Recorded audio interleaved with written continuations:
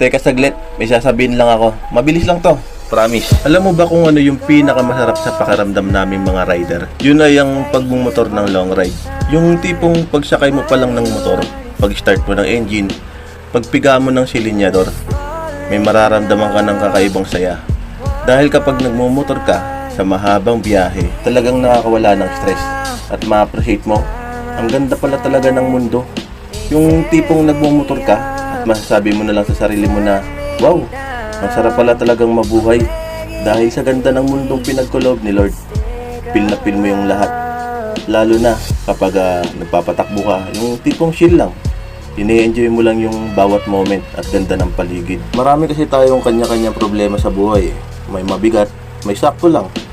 Meron ding nag-uumpisa pa lang dumating ang problema. Pero ano't ano man ang problemang yan, lahat yan, panandalian mo makakalimutan, promise.